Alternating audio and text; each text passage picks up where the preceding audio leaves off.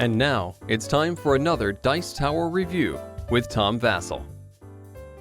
Hey folks, I'm Tom Vasel. Today we're taking a look at a small expansion for Fireball Island. There are 4 of them. This one's the Treasure Trove. This is just a deck of cards. It's going to add a whole lot more souvenirs to the game, as well as injury cards. Let me show you.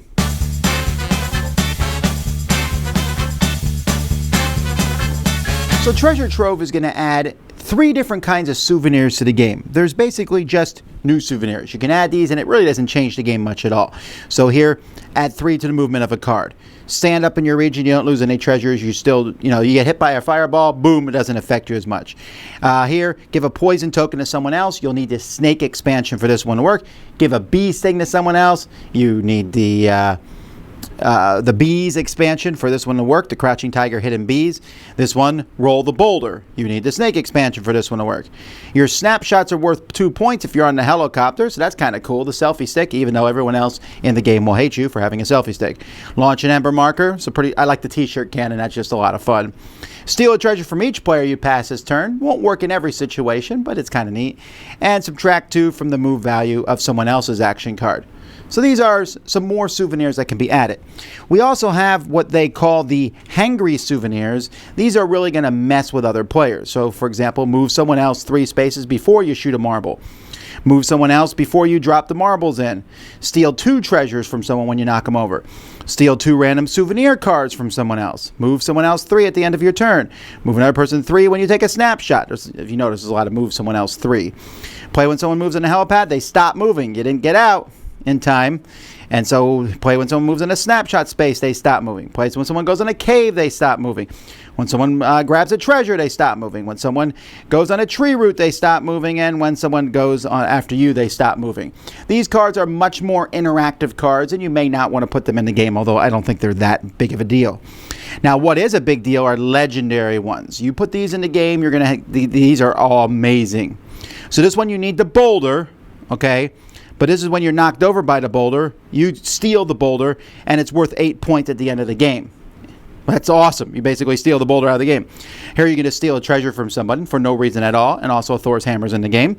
Excalibur, get rid of all your injury cards, so you'll need the injury cards, which are included in this set, and you can steal a treasure from each person you pass. This is what the tiger gets you, so again, if you're playing with crouching tiger, hidden bees, you steal the tiger. Here, you can take 3 treasures from anywhere on the island. It's a super powerful card. And you can steal a treasure from each player you pass. And if they have action cards, they have to discard them. So you can see these are all extremely powerful. If you do play with these, I would definitely not give them out at the beginning of the game, but shuffle these into the deck and just warn people that they exist. The last thing that this game does is it has an injury deck, which was alluded to by one of those cards.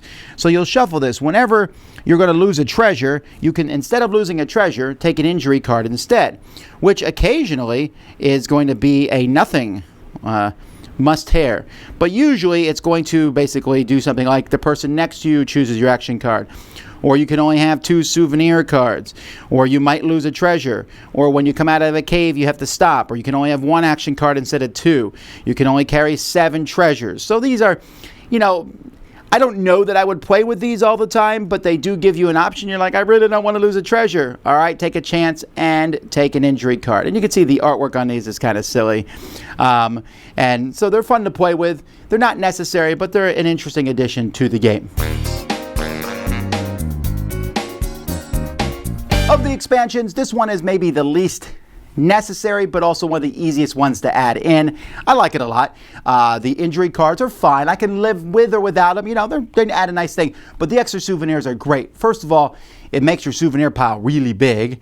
And secondly, you want those legendary souvenirs. The game's already silly and crazy with these shooting marbles all over the place. Who cares if someone gets a legendary souvenir? And those ones that hurt the other players a little bit, you're already launching fireballs at them and knocking things over. What's a little bit more knocking their movement down going to do to them? So I just throw this all in. This is one I just instantly add everything in the game. The injury cards, you don't have to take them. You're like, I don't want an injury card, then don't take one.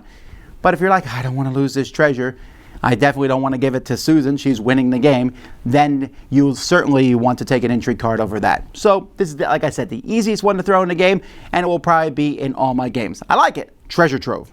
Dice Tower Judgment, approved!